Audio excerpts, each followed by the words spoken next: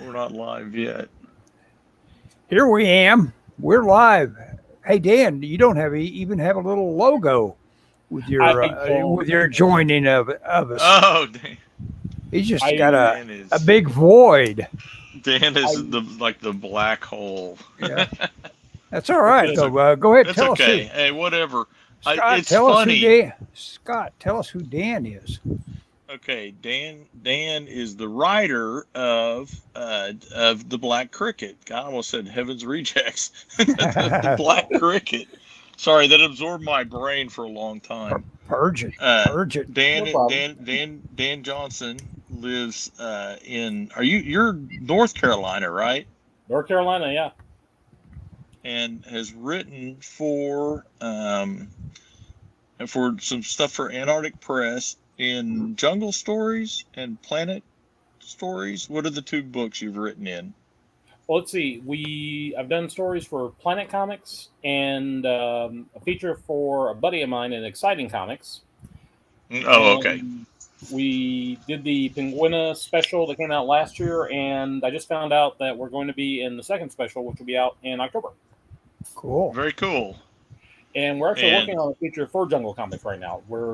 My partner, Kevin Scott Halter, who is also inking and coloring Black Cricket, is doing the coloring on the feature that we're going to get submitted after he takes care of the Christmas story that Scott drew for us. That's what I was getting ready to say. So that guy is doing both the colors and the inks. That's a nice thing to have all right together. Yeah. Yeah, he's not doing inks on the Christmas story. Okay. That is Dan. Is it Gorman? Dan Gorman, yes. Yes, and I sent Ellis the first page of inks and colors. Mm-hmm. I was impressed. I mean, it's so cool to see these things in a finished mode. It makes a difference. You just think of it differently to see it all finished. I tend to drive people crazy because what I'll do is that's when I start editing the dialogue and the captions, because once I see it on the page, it becomes more real, and I get more of a feel of how everything should read on the page. So sure, yeah. You got to kill your darlings and all that, and you got to dig in there and say, well, is this working and all that, even at that late stage. Yeah. Scott will tell you when you're going to change the title. So yeah, the title changed. On all of my artwork at the top, I wrote Holiday Invasion, and it's now Invaders from Planet Xmas, right? Yeah. Which I like more. It's a little more. I like both of them, but Holiday Invasion could be anything. That could be your in-laws. If I might suggest, the blue cricket. I'm just kidding. Blue cricket. I'm just kidding. Hadn't gone to press. It could change. Yeah, okay. But crickets aren't blue. They're black. Yeah. Anyway, are we sure about that? Never mind. Go ahead. Yeah, well, Jiminy is kind of greenish brown. Yeah. I think it depends on what time of the year it is and whether or not. And what part of the world you're in too. I think so. Oh, I didn't know that. Anyway, so we've been working on this, and it's cool to have a active collaboration like this. I think you guys, no doubt, get energy off of each other, and it is fun to, make things real and out there and all that. I think Dan and I kind of drink from the same well on a lot of this stuff. Mm-hmm. So I appreciate that. And it's no knock on any of my other collaborators. Certainly, everybody's kind of comes from a different place. But I don't know if I've worked with anybody that I think has been, with maybe one exception.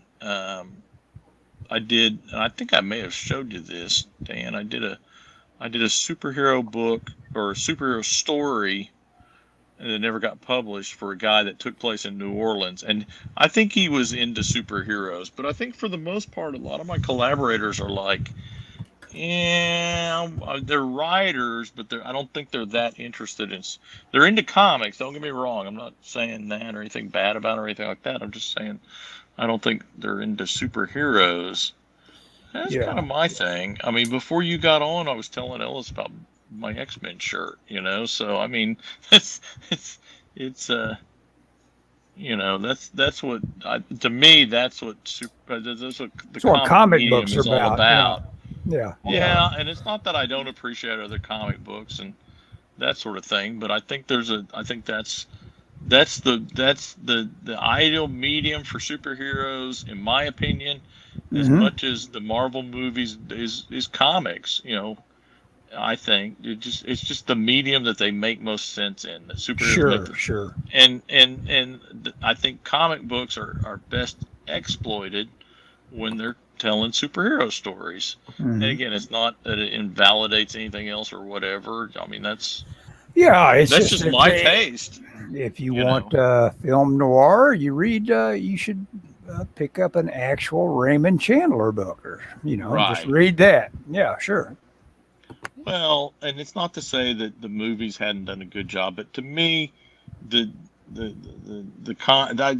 because when you translate a comic literally, like a superhero comic, then you run into all kinds of, the costume looks ridiculous, or even with CGI, it's just like but it just works in comics, and and comics are a good form of escapist literature, and I've lately been on a jag where I'm reading a lot of comic book novels, which are some adaptations, some original stories, and it just doesn't quite work as well on the printed page. You need that juice of a little bit of illustration to really put it over, in my opinion. You remember that Captain America novelization that had that famous, I think it was James Bond cover on it, where he had a gun in his hand. It's like James Bond didn't do any research whatsoever or whatever. Right. The character, he just said, give him I forget if he had a machine gun or just a pistol. It was it seemed like it was a Luger or something like that. Yeah, he was ready to. I may have that. He's ready to blast you. I don't think I got that book. No, yeah, that'd be a good one to. It's the one from the 60s. Yeah. Oh yeah. Like me, the one from the 60s. Yeah, it's from the 60s, like Ellis. Yeah. I have all the 70s books that came. I think I'm missing one of them, but I've got most of those. But I've seen that Captain America. I know what you're talking about. It's a weak Obama cover. Yeah. It's not all that great or anything, but yeah. Anyway. Yeah, there it is. Anyways. Oh yeah. Well, I say it's not all that great. Now I'm being blown away by it. You're looking at it. You're like, this is maybe I may be misremembering it. The Great Cold Steel. It was what it was called. Oh yeah. I'll share it. Yeah, please share it. I want to see if it looks like what I thought. He's got a little machine pistol, the sort of thing you'd think that Doc Savage would be shooting. Is basically what he's got in his hand. Well, it's Captain America. Which may have influenced his notions. Doing all that. Oh yeah, he's done a few machine pistols. That's for sure. Yeah.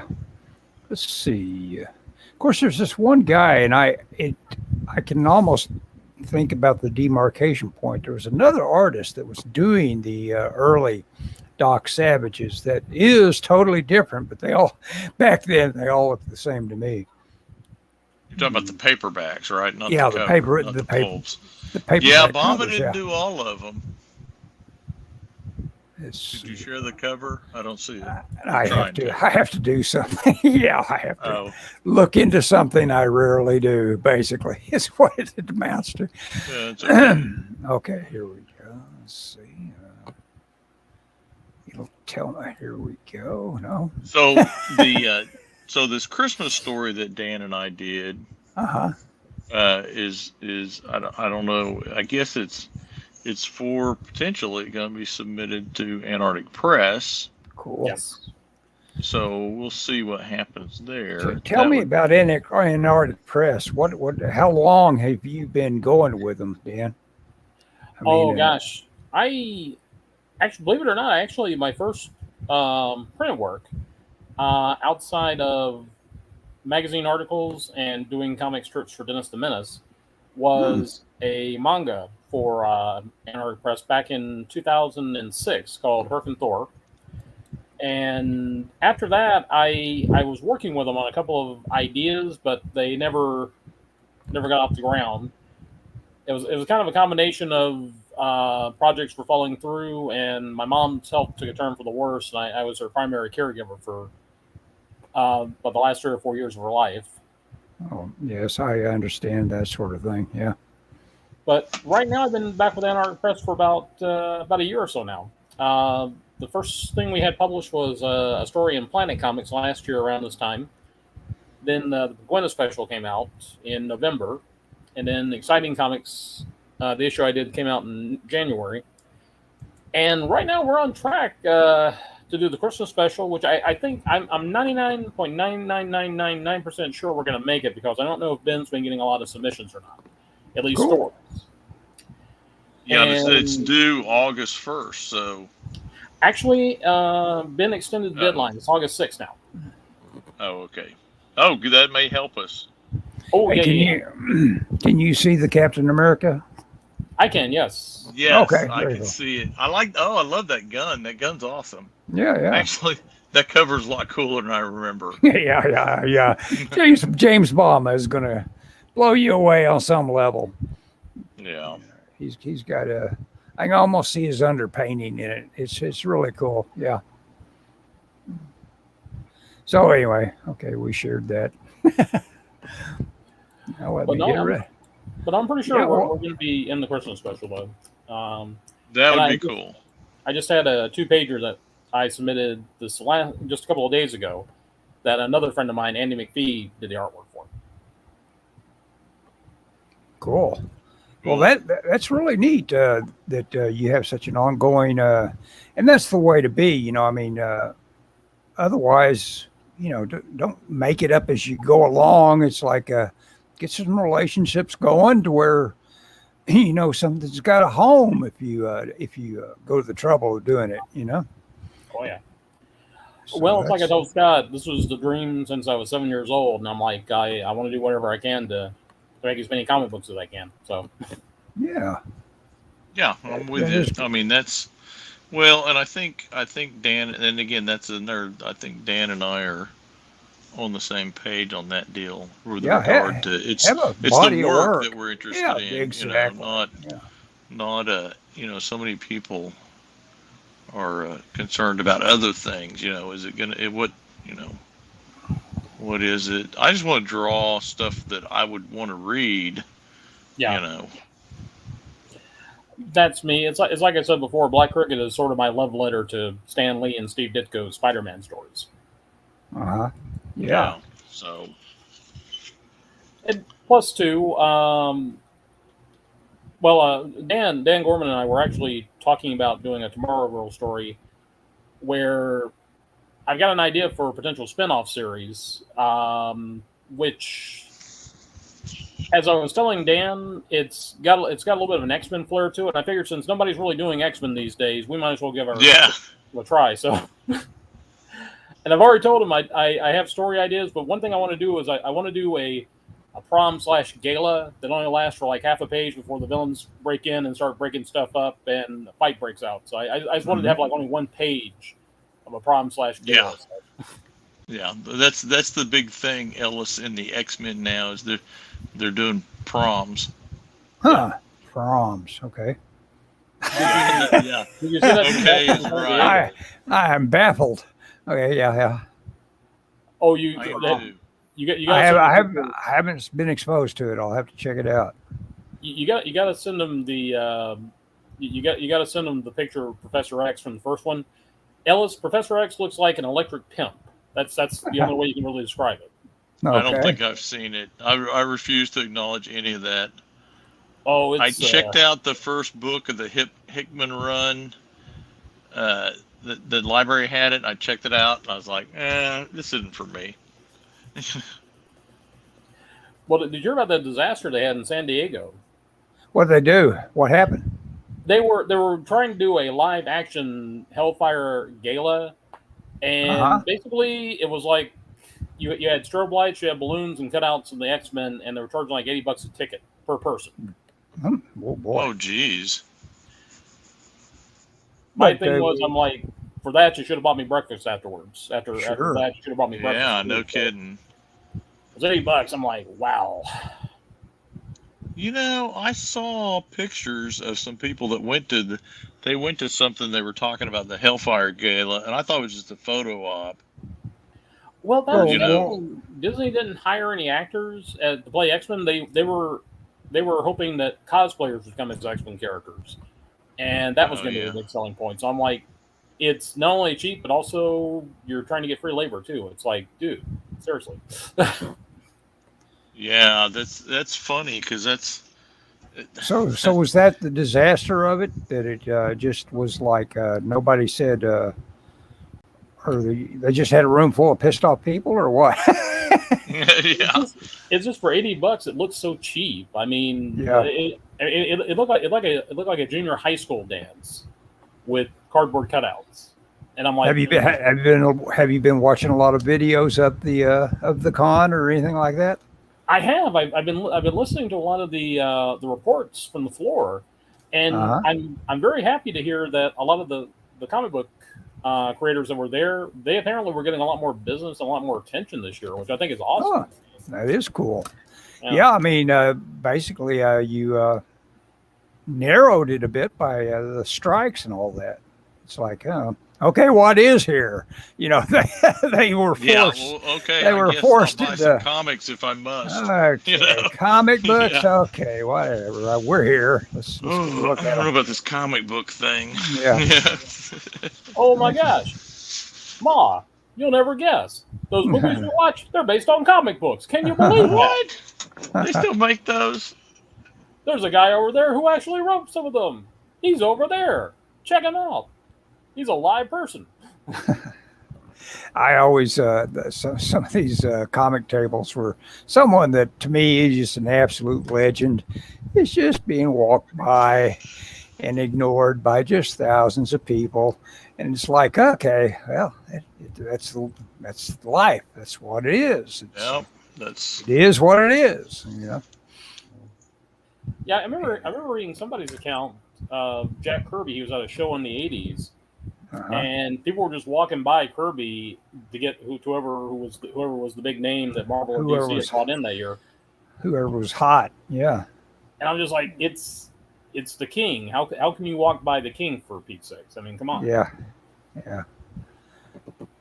That was a kind of a personal highlight of just being in SoCal that Sheldorf wrangled us a trip to Kirby's house, and Ross got us pizza and went in the back and somehow contrived to give us all a little autographed memento, and it was quite a trip seeing Kirby and in his environment and everything like that, and getting a group picture. That was, and I'm trying to think, did I ever actually? I shook hands with Will Eisner at a con one time. That was kind of groovy.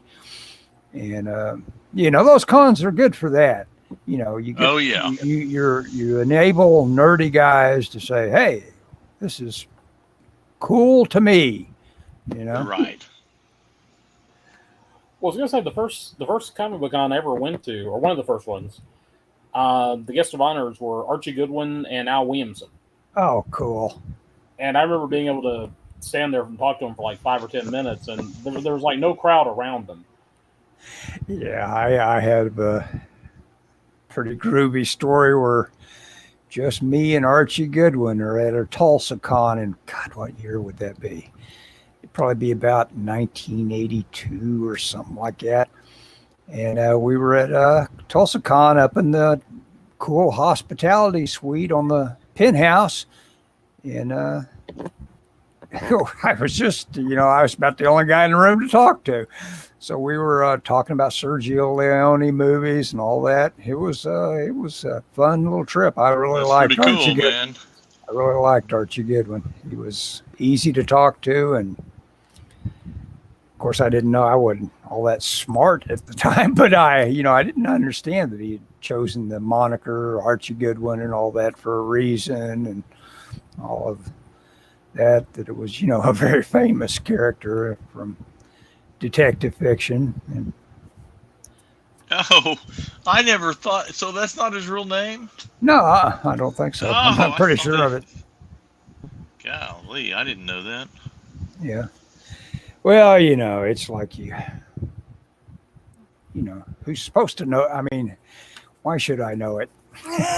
Ooh, I just messed that drawing all up by erasing all over it. And I've got to say, this blue tack stuff, as good as it will pick up, it also has some other properties that will mess your drawing up just as quickly.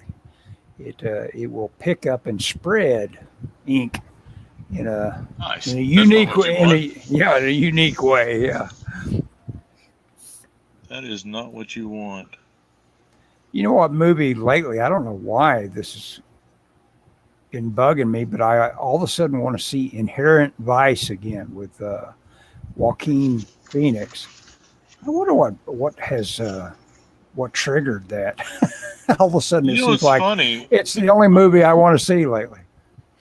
I go through phases like that where it'll be like a movie that I really couldn't stand. All of a sudden, I want to see it again. Yeah. Under the Silver Lake was. Yes, I've watched that about 3 times. I'm like you. It's like, what is it about this movie? Maybe it's because it knows how to put a hook in you and string you along. That's all it is. It's like, come with us as we talk. Yeah. But it's got that nihilistic kind of thing to it where you say, oh, okay, this character, he needs his comeuppance, or he needs to get satisfaction for this or that. And it's kind of weird. And you've got a mystery to it. Yeah, it is kind of a weird movie. Because have you ever seen Under the Silver Lake, Dan? I've heard of it, but I don't think I've ever seen it. You'd enjoy it. Yeah, it's kind of weird. It's got Andrew Garfield. Andrew Garfield? Yeah. Spider-Man. Spider-Man. Okay. And he plays kind of a. Is he literally a stoner? Have we ever seen him smoking pot, or is he just kind of a slacker? He's a slacker. That's mainly his problem, if you want to call it a problem. But he's a slacker because his lust for life has been turned off by a girlfriend that left him, who we'll learn more about later. And she's almost kind of like a spontaneous appearance in the thing. It's like, this is the one that's bugging him, and then we learn that she's on the billboard. She literally haunts him every day he gets out of just any place he goes. She's on the billboard, and it's like, oh man, that would be tough to have an ex that you loved with all your heart. 40 feet high every time you stepped out. Right there. Yeah. She and there's a very rear window aspect to it with him and his neighbors. Yes. He's very kind of a voyeuristic, here's the neighbors. Sorry, I had a bunch of sounds like you dropped something. Supply avalanche over here. Oh, yeah, I do that. Well, I keep all my triangles on my lamp on a binder clip, and the binder clip opened. Oh yeah, those binder clips. On Got to wash them. My stash of pencils, so they'll pinch you, which I bring up as a way of reminding you. Remember when that trash can pinched my finger when we were out walking around? Yes. I was so sure that thing was going to bruise up. Well, yes, it bruised up, but I was definitely sure it'd be around forever because I wouldn't heal up before. I remember you saying that. Before I could even get a good picture of it, all purpley and everything, it was healed up. I said, "Well, doggone it! I wanted everybody to feel sorry for me." There goes your lawsuit against the city. Yeah. It's like, but I was pleased that it moved on as far as being in any sort of, pain. Right, sure. But, you like to show off your wounds, your scars. Yeah, like in Jaws, when everybody gathers around the thing and starts showing off their Mako shark bites and stuff like that. Yes. I know there's another movie I need to rewatch. It's been ages since I saw Jaws. And that is a true classic. Maybe it's because we decided that was the demarcation point for when everything went wrong. Yep. The blockbuster. The blockbuster. Well, that was when we were doing our podcast, our movie podcast, that was the breakup, Dan, was the Jaws. We reviewed movies before Jaws. Yeah, 73. And literally, if it came out the month before, it was good. Month after, no good. And it was so hard to satisfy our taste that I think probably about 50% of the movies we did were butted right up to the time cutoff. So we had a problem with that. It's like, okay, somebody mentioned we were good with 1950s and noir, but we were pretty bad about including movies that went right up to 73. Well, now, I would say Jaws was a good film, and I would say you've got some really good stuff in there, like Jaws, Star Wars, Empire Strikes Back, Raiders of the Lost Ark. It's good stuff. I think the big problem is it's a lot like comic books. It's like when you've got comic books that are being done by people who love comics and know how to make them, they're fantastic. But when it's somebody just trying to ape what they think will be a successful comic book, it sucks. Well, what do you think of James Gunn? Gunn, I'll be honest with you. I like a lot of the stuff I've seen of his. I like Guardians of the Galaxy. I would say Guardians is those are probably two of my favorite Marvel films. Plus two, I also have loved some of the stuff that he's done before Marvel. Like, yes. Have you guys ever seen the movie Slither with Nathan Fillion? Yes. Oh, yeah. That's a genius movie. Haven't seen it. Yeah. It is wonderful. You get it on DVD if for nothing else. There's a great behind-the-scenes documentary where basically they're just busting Nathan Fillion's chops the entire time. Yes. That was a great little movie. It's kind of probably where he gets his. I don't know if he had a relationship with the Henry, the Portrait of a Serial Killer actor. What's his name? Rooker. Yes, yeah. Well, he's one of those guys that he likes using a lot. Like, Nathan Fillion's been in just about everything he's done, even if it was like CGI stuff and Guardians. I kind of appreciate that, like Joe Dante, where Joe Dante will use his irregulars like Dick Miller and Robert Picardo. I am kind of curious to see what he's going to do with DC. I've been reading about the new Superman movie. I know he's talking about adding in like Mr. Terrific and Metamorpho and Hawkgirl, and I'm kind of like, it's supposed to be a Superman movie, and I think his idea is, well, you want to see Clark Kent's life, and he's got Lois Lane and Jimmy Olsen and Perry White and his parents, and Superman's got all his superhero buddies, and I'm like, okay, I see that point, but I'm just kind of like, I'm willing to give it a try. Have you seen Brightburn? He didn't direct that though. I guess he produced it, right? I don't know if he directed it. Yeah, I do want to see it. It's pretty cool. Yeah, it's different.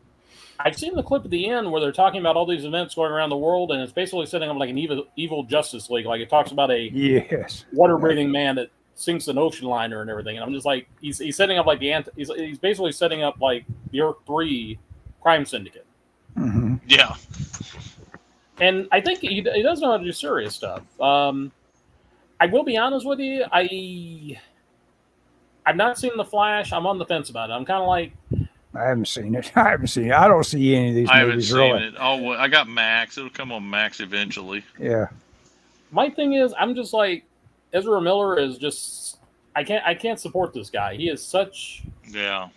Oh God, the guy is such a creep, from what I can tell. I mean, all the stuff he's done, and I think it's a generational thing. He feels like he's, it's like TikTok. Nobody's going to sell me on the idea of opening a TikTok account because it's just not for me. I've right. Well, it's just there's no appeal.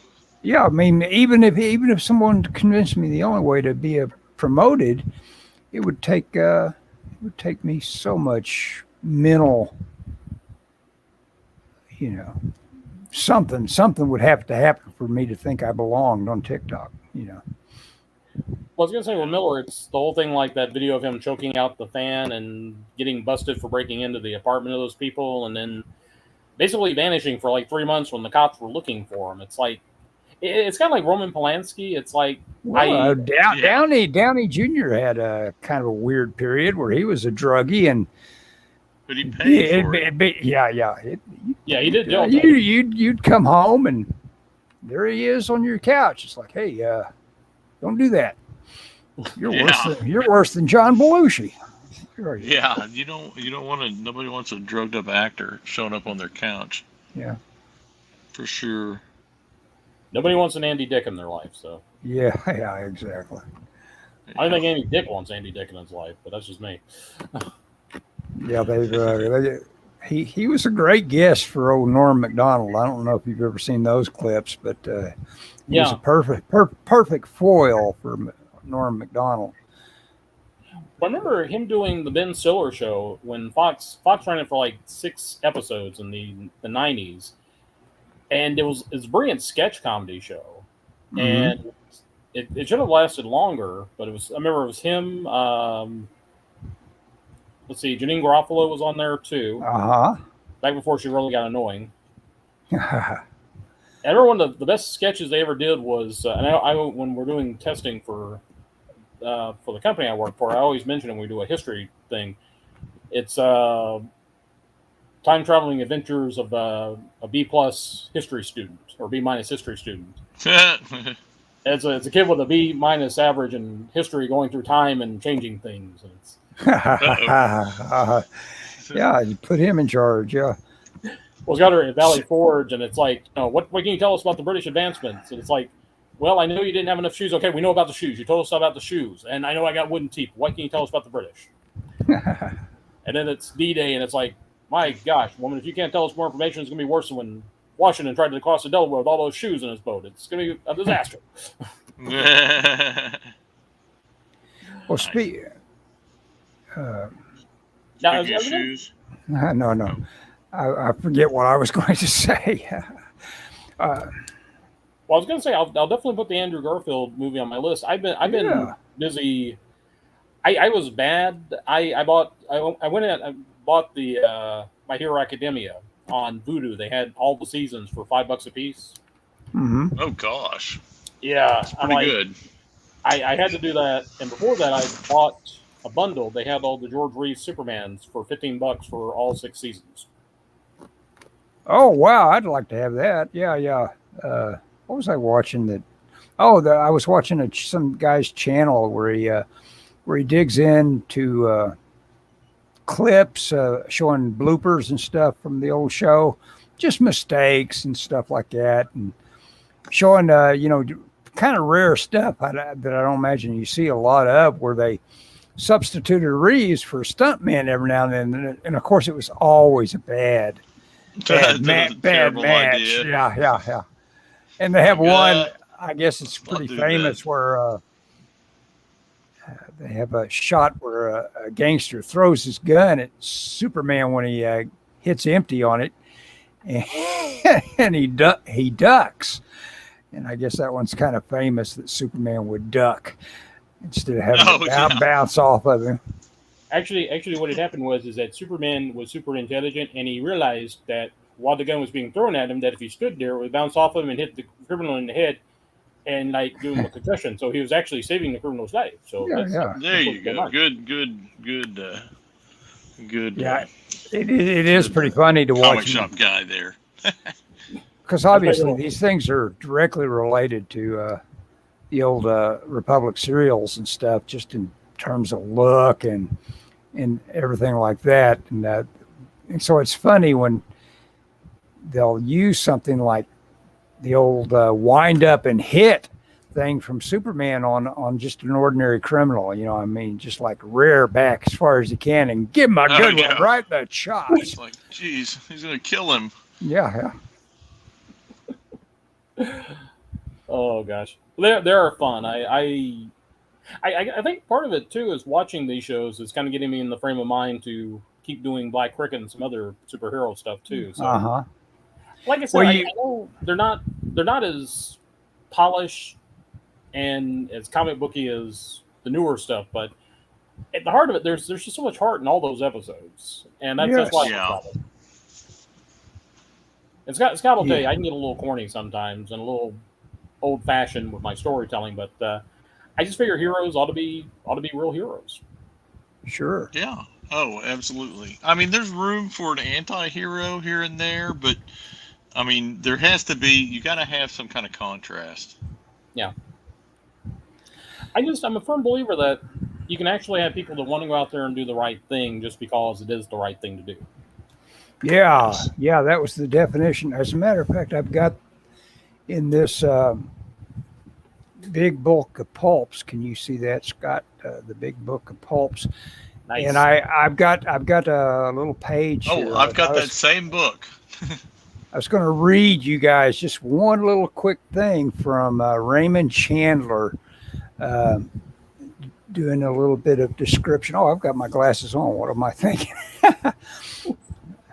But anyway, this girl answers the door. She wasn't beautiful. She wasn't even pretty, but she looked as if things would happen where she was. And then he follows up. This is the one I've really wanted you to hear. You have said what? She got out at last in a voice as silky as a burnt crust of toast. I love that, because most writers, you know, they're going along, they're struggling. And if they're going to give you something, they say it was like, and then they'll describe exactly what it was like. And, you know, that decision to say it was silky, just like a burnt crust of toast, is just, you know, that's what makes you like Chandler. It's like, yes, that's good stuff. That's a good turn of phrase. I like that. Yeah. Oh, yeah. And of course, that's the deal. That book is uneven as anthologies can be, you know, because you've got some guy that is worth reading, like a Chandler, and next guy will be, I'm glad he managed to sell it for a nickel a word, but it's not grabbing me. Yeah. I know that anthologies, there's always that thing of we've got something really, really great in the beginning, and we got something really, really good at the end, and if we just have pages in between, and exactly. Sometimes the stuff in between. I think my rule of thumb has always been, when I'm editing anthologies, is always lead with your best foot or lead with your second best foot, and always end with your best foot or end with your second best foot. So if they read the first story, they're like, hey, this is fantastic. By the time they get to the last one, even if they think the rest of it was bad, they'll at least say, hey, that last story was pretty good. Yeah. There are things where I feel like, it's just like finding Rocketeer as your backup feature, and it only has 3 pages or something like that. It's like, well, that made it worthwhile. Yeah. Oh, and that happened all the time with what Warren would offer. You know, they'd have some really sad stuff, but then they'd have one great contribution by Corben or somebody like that. And it'd be worth the price of admission. Yeah. Well, I'm glad I brought this. Well, Scott, I sent you the link to Hamilton book, right? Yes. What is Hamilton book? It's a bookseller, or it's a comic shop, isn't it? Or it's a wholesaler that does all kinds of books, DVDs, CDs. They've got a nice selection though of graphic novels and science fiction books and movie books. Basically, a little bit of everything. It's sort of like an Ollie's, where they'll give you like discounts on a lot of stuff.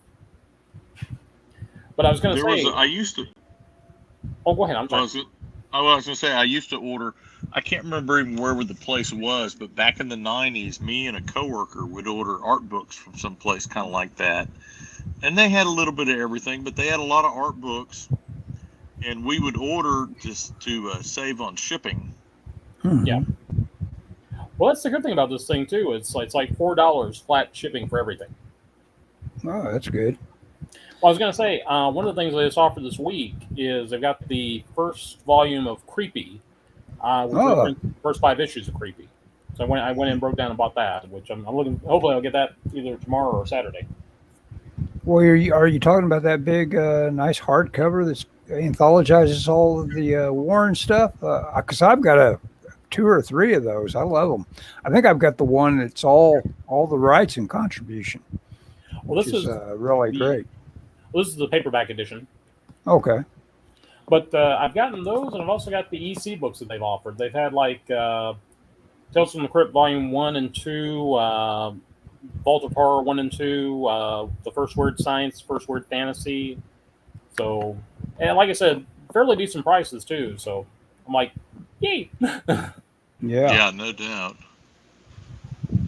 Well, it's that early Warren stuff where basically, Jim Warren was dipping in and saying, okay, the EC crowd is not completely scattered. I'll get them back together for my own pass at putting this out. And then, that's what you see there is like all these guys that very familiar with what they're doing, basically say, yeah, we'll work for you. Not long, but we'll put out a couple. I just remember that first issue with that Jack Davis cover, and then it's got like 2 Al Williamson stories, and yeah. Those are great. Well, it's got one of my favorite horror stories. It's the one with Al Williamson and Archie Goodwin did. Yes, I know which one. I bet you're talking about, the one with the giant head at the end. Oh no, it's the one with the cartoonist, the one that. Oh yeah. What is that called?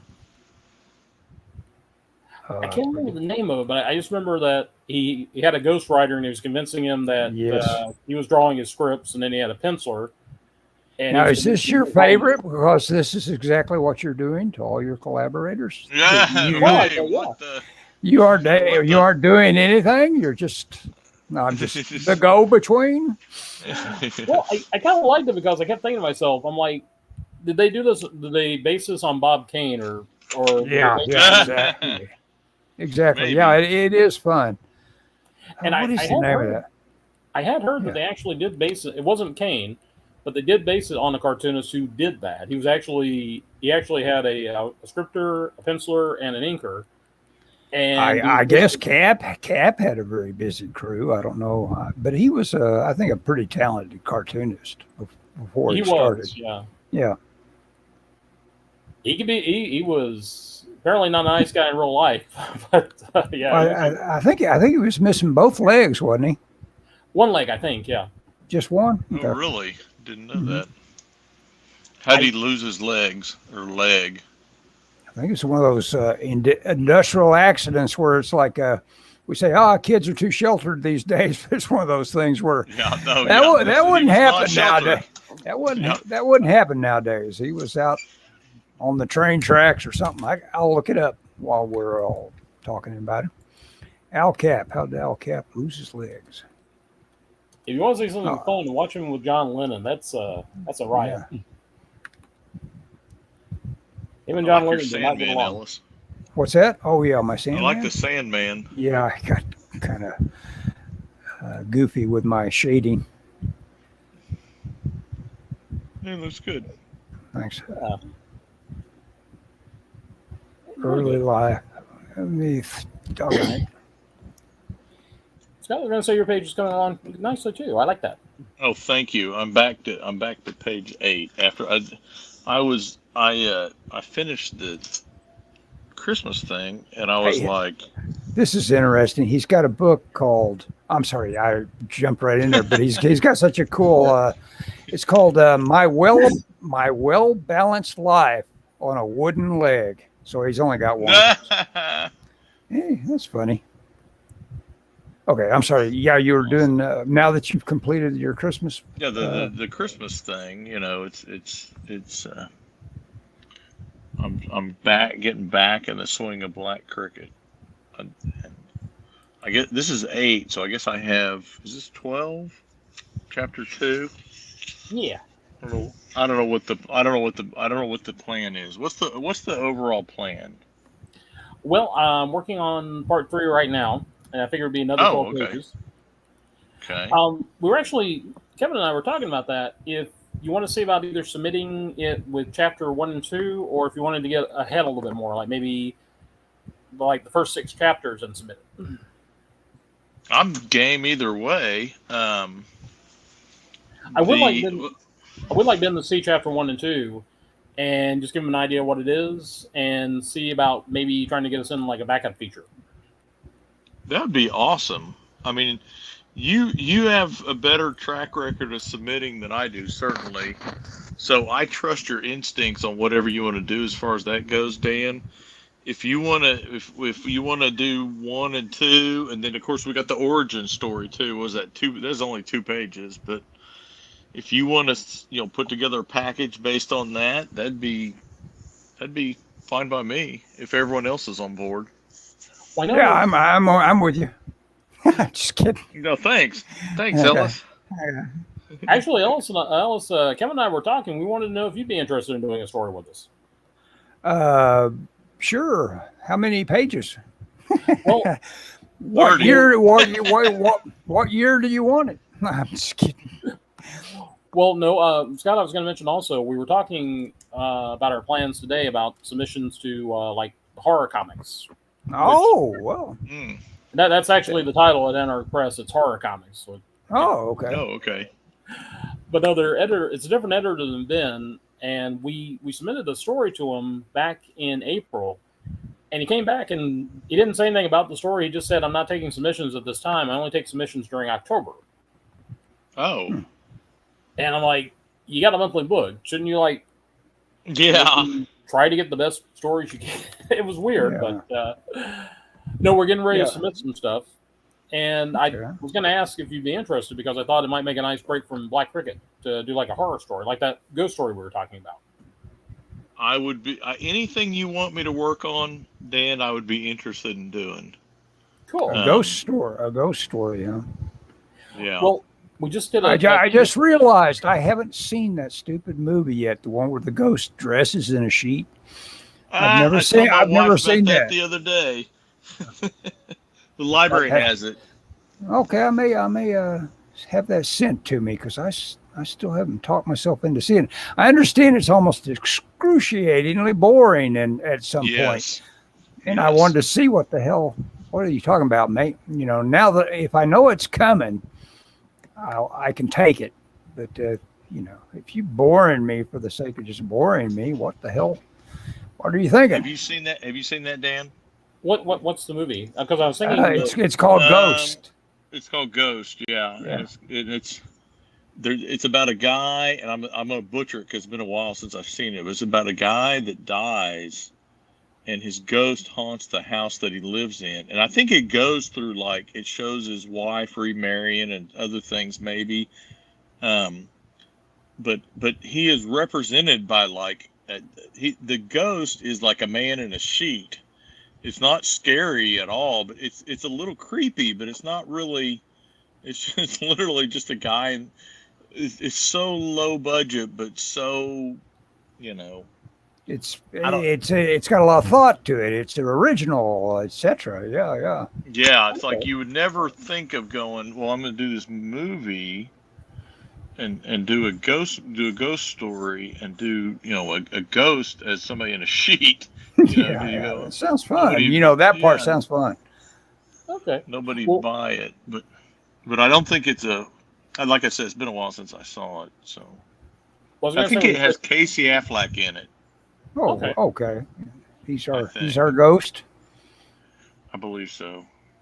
Well, I was gonna say when you said Ghost, I was thinking the Patrick Swayze movie from the 90s. Yeah, no, Patrick Swayze's not in there, and there's It's not that kind of ghost. Oh, I think it is called Ghost Story. Yeah, it's not. Is it called Ghost just Story? Ghost. Yeah, it probably isn't called just Ghost. It's probably called Ghost Story. Have you guys ever seen one called Truly Madly Deeply? Truly Madly Deeply. That's the one about. Oh no, I don't. Go ahead, tell me about it. Never heard of it. Yeah, it's a low budget indie film from England, and the big selling point at the time was Alan Rickman was the star, and this is just I think he hit big with like Robin Hood and his other films. Basically, he plays a guy who dies, and what it is that he's still haunting his girlfriend. She can interact with him. She can still talk to him, but it's that thing where he's like trying to get her to move on with her life because he knows her continuing a relationship with him being dead is not good for her. So he's basically trying to get her to move on with her life. Mm-hmm. Very, very sweet film. Yeah.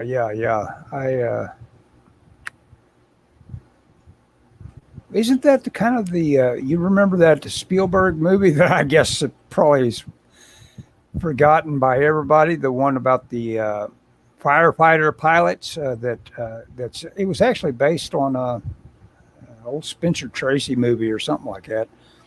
Always based on a guy named Joe. Yeah, a guy named Joe. That is correct. Yes. Yeah. Oh, hey. About the yeah, there's basically a guy that's almost like the Spectre. He's interacting with a guy that's alive, but he doesn't know it, but he's pushing him through this and that, and I guess he's trying to hook up his old girlfriend with this guy, isn't he? Or something like that. Yeah. But they were the best of friends at one time, and of course he manages to kill himself. Doing something heroic, if I remember right. Yes. Oh yeah. That only makes sense. You got to save the cat. Have you ever read that? Yes. Get around to saving the cat. I think, going back to where you were talking about before, I think that may have been where Spielberg started going off the rails a little bit. Well, yeah, I mean, it was such a oddball little movie, but at the same time, it goes to that Fabelmans thing. This is some movie that affected him when he saw it. He saw that Joe movie and said, "Wow, that's a cool movie." And the opportunity came up and said, "Why don't we revisit that?" And if Spielberg says, "Yeah, let's do it," it's greenlit, and you're doing it all of a sudden. Well, I've heard of the Fabelmans. I heard that was really good. I've got to see that. I would recommend something before that. Have you seen a film called 525-77? Actually, old Barry Burris was saying I had to see that. Yeah, he was talking about that. Yeah. Oh, it is. Well, what's that about? What's that about again? The director of it it's based on a real story of him. The director's Patrick Reed Johnson, and Johnson he's director of a film called Space Invaders, which came out in '91. Which it's one of his. Oh, love it! Love that movie. Love that movie. Yeah, it's so good, especially with Jack Nicholson talking alien. He's done other films, but he also wrote the screenplay for Bill and Ted's Excellent Adventure and Dragonheart.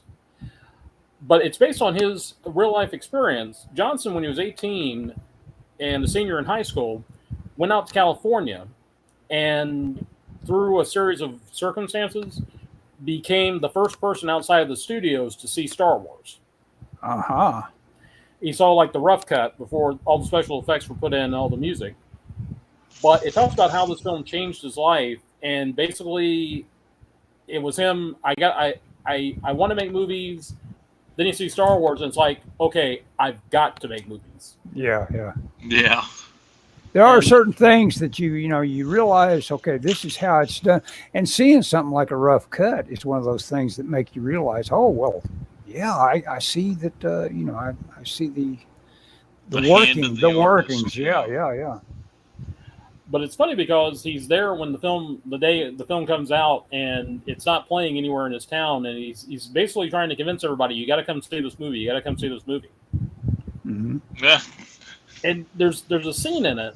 I don't want to give it away, but there's a scene with his girlfriend that the first time I saw it, it hit me hard, and it actually made me misty-eyed because it reminded me of the first woman I ever wanted to ask to marry me. Now,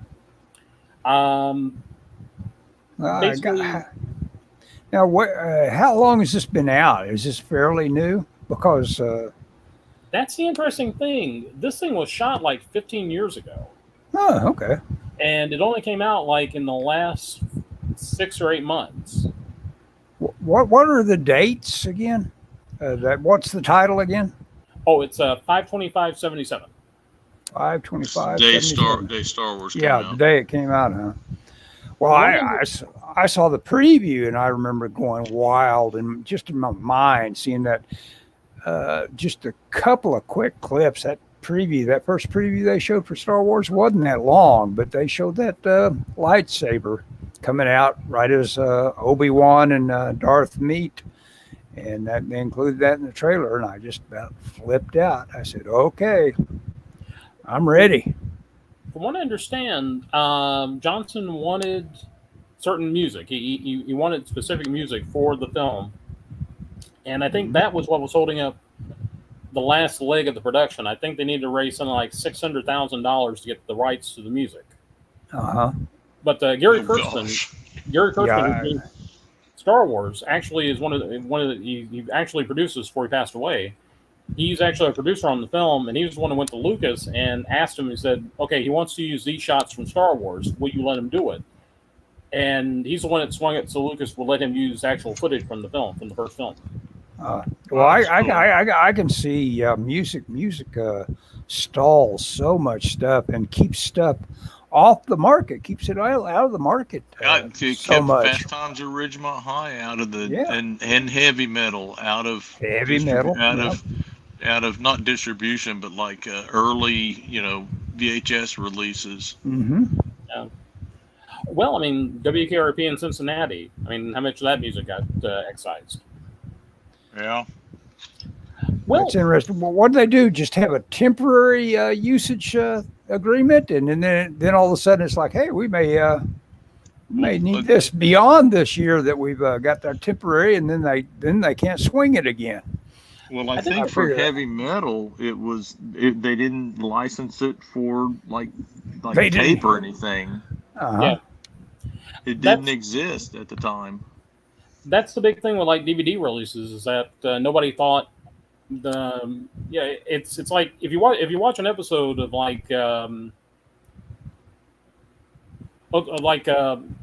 WKRP in Cincinnati, if you listen to it, watch one on Antenna TV whenever they run it, every now and then you get a song that's taken out because the rights are too expensive to have it in there, but there's more of original music in there than it is on like a DVD release because it's cleared for television release, but it's not cleared for DVD release. And that's interesting. Yeah. And the service site, Friendly, the online service I use to watch MeTV and FETV, they're supposed to run WKRP at like 12:30 weeknights, but they replace it with another show because they don't have the rights to stream it. Mm-hmm. So in certain markets, they pull it, and I found out they were pulling episodes of the Gomer Pyle. Anytime Gomer would sing in an episode, they would pull it because they didn't have the music rights to stream it. So, oh gosh, it's a weird little. Well, it's like the whole writer strike thing now, where they're trying to figure out, how we're going to cover ourselves for what might be for AI and everything. Yeah. It's like no, you guys can't use my face forever, not unless you pay me. I didn't think that. Well, I didn't think they could use anybody's face forever without their paying them. But they were trying to do it with it. Well, when you start scraping like they do for AI, it's like, what do you imagine that's going to turn up? But your former greats at Angelina. and all It's that. interesting you say that. I remember. So last Friday, Ellis and I hung out together, and Ellis had a good point. You know, they did AI, and it's like, oh, it's going to put all these people out of work and stuff. Why don't we ever go, we're not going to do this solely because it will damage society? Yeah, exactly. You know, we don't do anything just for the good of society, it seems like. This was because unless it controls people. But, unless it's like, you must wear masks and stay home for the good of society. But what about like people's jobs and livelihoods and stuff? We don't do that. It's like, well, whatever. We have the technology. That's what was great about the con. Nobody had a mask on. I love that. And just this week I've read an article, and I don't know where it was from. I've read it on the internet, but it was talking about how there are 3 artists that are suing because they have their style very specifically is being stolen by the different AI. The different AIs have grabbed their style. And they're putting out stuff, and it's literally described as the style of, and it will deliver it. And they had examples of where there was AI art that used like bits and pieces of their art. Sure. And 3 artists were suing. It's the prompt, sure. Yeah, and and it's like, well, why should that? I don't care about the writers or the actors at all. I mean, but boy, it would be nice if. Thank you, Scott. Hollywood writers, the screenwriters, I know. I'm teasing, dude. I'm teasing. Well, look at it this way. I don't care about the movie industry. Okay. But it would be nice if this some of this were halted in its track, because people are just giddy online that they can, they act like they've climbed Mount Everest, that they've come up with some kind of a prompt that allows them to create something that looks like Frank Frazetta or Little Heo, or the day after Kim Jong-gi died, there was somebody on Twitter that was saying, I've created prompts and train this AI to draw like Kim Jong-gi. It's like literally the guy wasn't even in the ground. He was cremated, but he wasn't even. His body was still somewhere, and there was somebody that was eager to exploit that, and they were just giddy about it, and it's like, God, what a horrible. Even forget about Kim Jong-gi specifically, where he's passed away, but just the idea that you would be giddy about stealing someone's art style. It's not like you're going, well, I'm going to copy this artist, but by learning to draw like they did. It's like, I'm going to steal it in the most, I'm not going to lift a finger and I'm going to try and steal this. And it's not even that you harm them. I don't think the idea of harm, whether you harm the original artist or not, is not valid. I don't think. It's just the idea that you would do that is just immoral. I've done so much piracy myself in my own life, and not even thought about it morally one way or the other.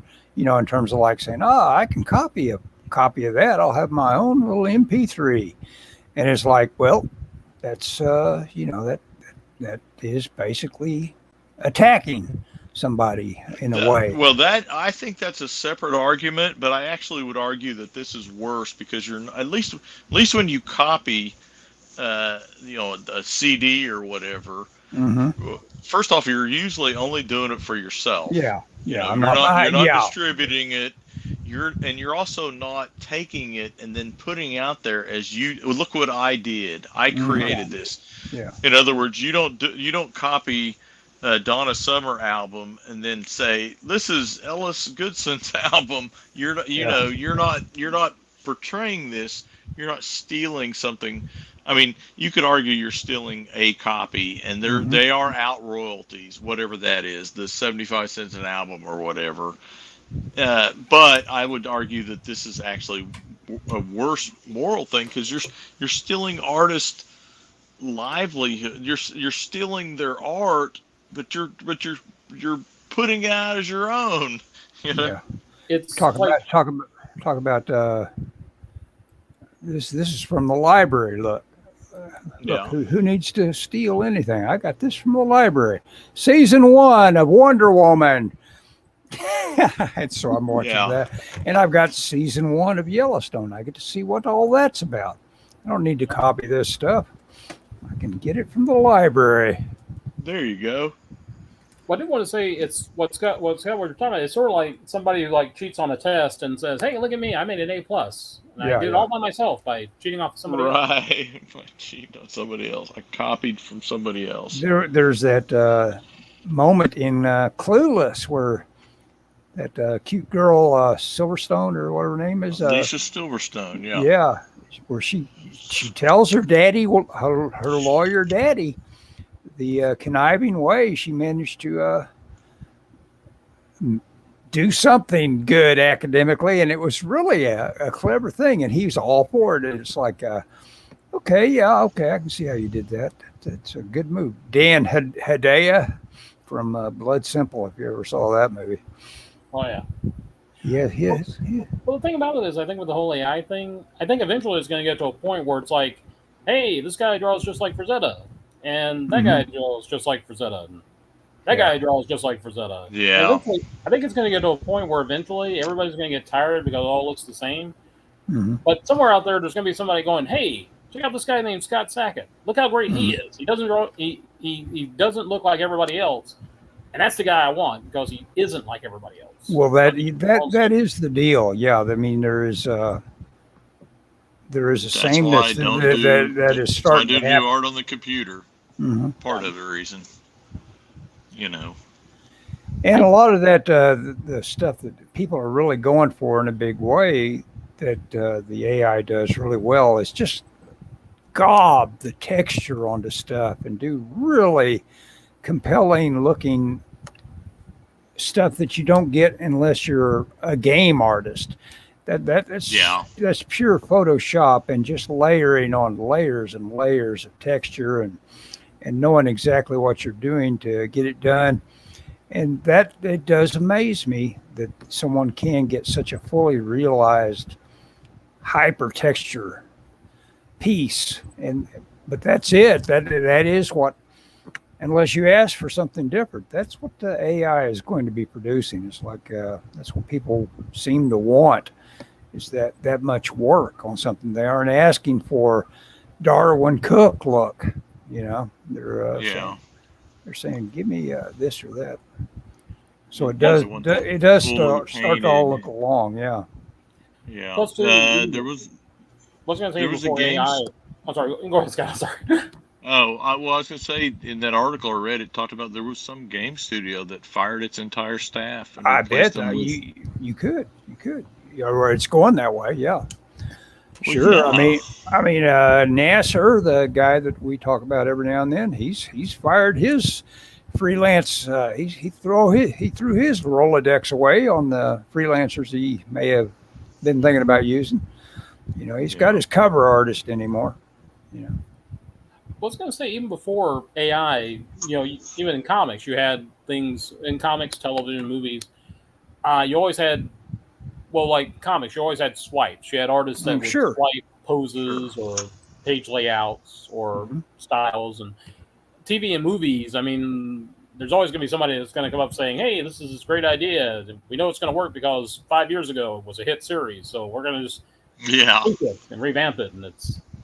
Yeah, artists are always told to try to look like this or that. They walk into a house and of course, you know, your Bible on a animated show is like, can you do this? And if you can't, you're not part of the crowd.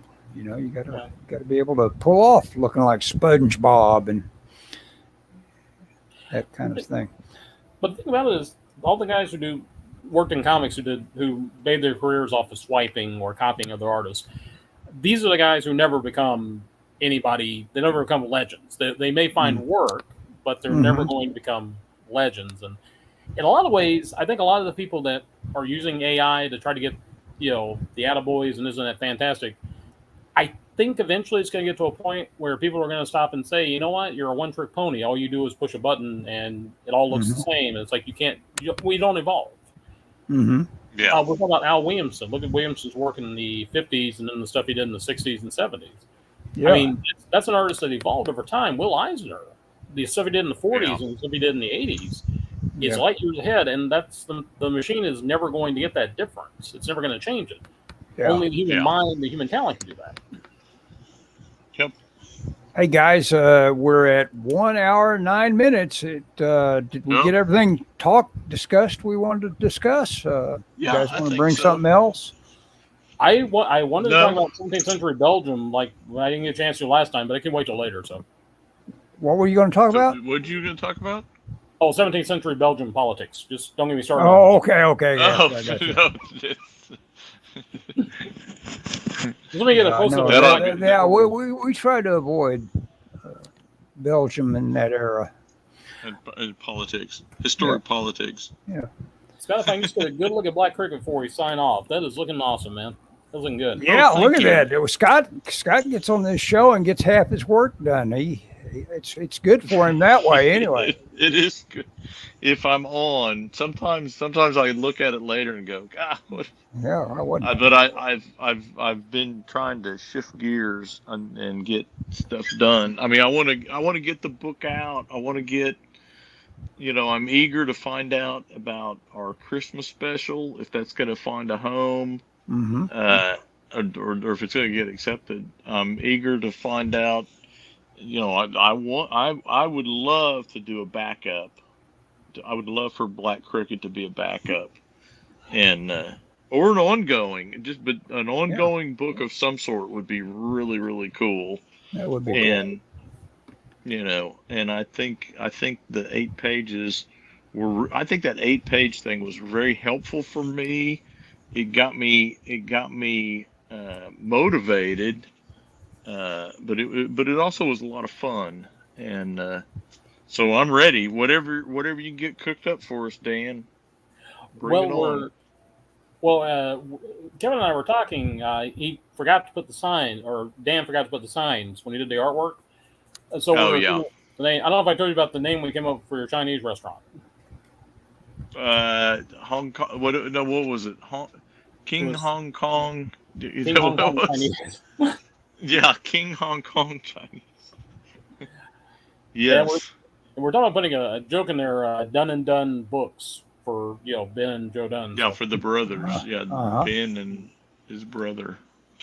I love Ben's name, Ben Dunn. It's like, been done. It's been done. Yes, been done. It's all been done before. That's right. So just got to resolve it. Oh, I was going to share with you guys. Have you ever seen that quadrant that? Because I got into a thing the other day. I wanted to investigate. I hear this statement made all the time, like, if you're going to write it, you got to know your ending. Now, there's some people don't agree with that, but and I think some people say they do it, but they don't actually do it. The ending evolves and changes as they write a story. If it's a long enough story and complicated enough, certainly. But anyway, I'll just draw this quadrant, get a big enough thing. It's simple, so simple, but yet it seems to me true that you have your need and your let's see, you want and you need, and if you get both, you have this first bit of the quadrant, and that is, your sweet one. If you get what you,